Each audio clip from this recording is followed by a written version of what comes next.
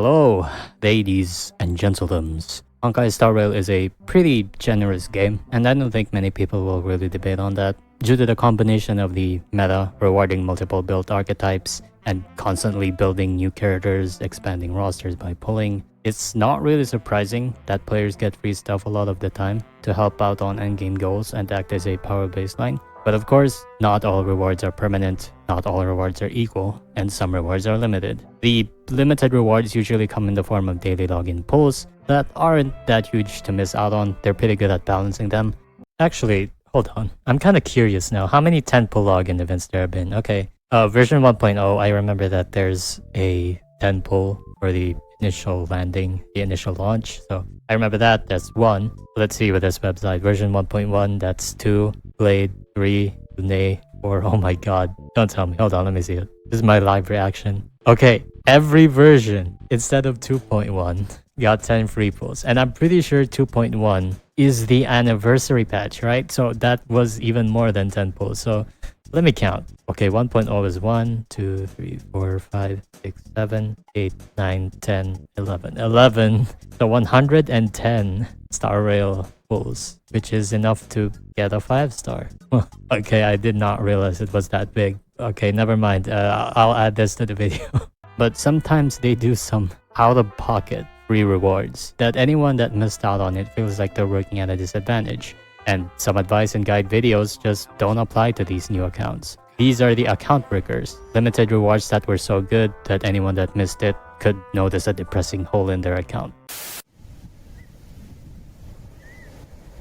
Before we begin, let's clarify that just because you missed out on these rewards doesn't mean it's impossible to clear endgame, since power creep is real but it's pretty slow. Pulling the new on-banner DPS today compared to 1.0 is not the same thing power-wise. You might feel that some of these rewards are pretty extreme in giving power if you don't have them, but it shouldn't be actually bricked beyond use. The community just likes to throw the word bricked around, and honestly it's a pretty amusing thing. And since most people understand what it means, I just titled the video like that. But let's get on with it, okay? The least egregious, but also a relevant one, are 4-star selectors. In earlier days, some 4-star selectors weren't necessarily that important, since they were all just available in the shop anyway. But as time stretched on and some out-of-shop 4-stars have been actually somewhat relevant in the meta, it's becoming quite a bit of a conundrum for new players. For example, Gui in a 4-star selector isn't exactly an account breaker, since her best team involves Acheron, which Gui was part of the banner. And for free-to-play Dr. Ratio teams, a Pela does better. You can wait for a few months for Pela to be in the shop, so you don't exactly need that selector for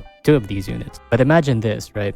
A new player not having access to the 2 4-star selectors that gave a Gallagher.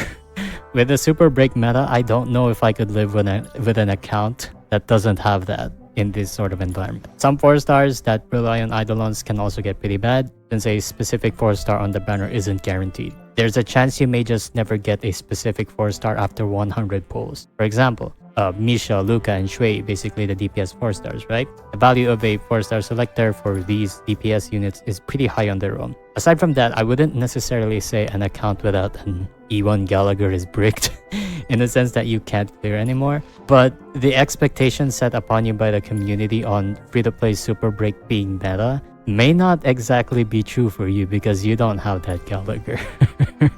Next up, we have Lycons. There's only ever been 3 limited Lycons, and truthfully the Ghost Event one wasn't that good, so we'll talk about the other 2, starting with the weaker one. Tomorrow's Journey is a light cone that for now isn't as good, but has a niche for a later date, I believe. It's a full-on DPS light cone for characters like Robin that is Harmony on the paper but could be DPS in practice. There's not a lot of light cones that a free-to-play could simply get that provide that much offensive stats. I feel as though to cover for future characters, and in case Sunday is like a DPS Harmony, I need to mention it because I feel like there's potential for this Lycon. As of now, it's only ever used on Robin for free-to-play nuking. I mean, that's better than nothing though, I guess. And on one that potentially may actually ruin your account is Tutorial.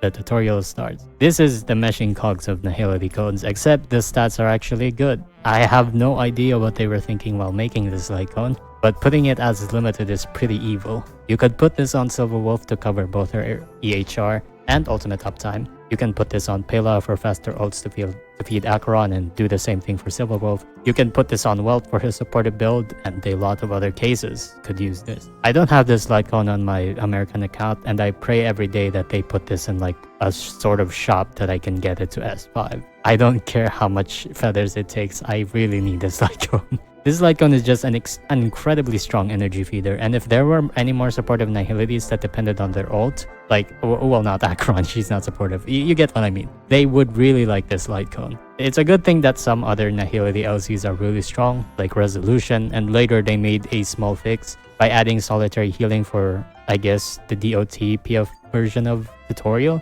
But this Litecoin is undeniably just very strong, that it can even compete with Gacha 4-star Litecoins. And the fact that it hasn't come back yet makes me, cry a little for my ruined account. Lastly, this is the most expensive one and was up for the longest amount of time, rightfully so by the way. Professor Veritas Ratio, given for free on 1.6 up to 2.2. If there was a definition of an account bricker in Star Rail, it's definitely him.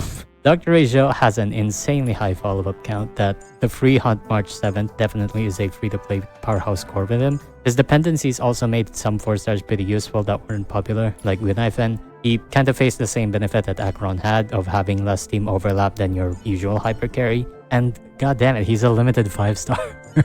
What else could I say that make people think missing out on a free limited 5-star was an account death sentence? Seeing as though we are in a follow-up meta right now, thanks a lot. I can't really exaggerate anymore why this was a big deal. Dr. Ratio is actually pretty good number-wise too, which makes this a lot worse. I would just like to imagine what newer players think that they missed out on a free 5-star. Dr. Ratio for me wasn't particularly useful up until recently, thanks to Apocalyptic Shadow selling follow-ups. But imagine seeing Robin's banner, wanting her best free-to-play follow-up attack option, you look through the videos, the guide videos, and seeing that Dr. Ratio is the best and wasn't available for free anymore. That's gotta be really soul-crushing. The amount of guides that advise to use Ratio as a free-to-play probably feels pretty bad to look at now for new accounts, and it kind of ruins the expectations a little, doesn't it? It doesn't. New accounts don't have that luxury, and they have to wait for a rerun. Anyways, I hope you guys like this video. It's more of a spontaneous live stream recording style. I have a very large phobia, just a confession. I have a very large phobia to making slop content. I don't know, I just don't like it, and I want to be the change that I see in the community. So I don't really feel comfortable with minimal editing. It's just not interesting to me, and that's what I'm doing right now. But it's definitely easier for me on recording, and it's easier for my work-life balance. But I mean, if you like this sort of style, comment below what you think. Like, subscribe, do all the algo stuff, and I'll see you later. I have very good topics lined up next week involving Jiao Qiu and Firefly, and I think you guys are gonna really like it. I can see my channel popping off next week. I sure hope I don't get cancelled. But anyway, I'll see you guys later. Bye bye.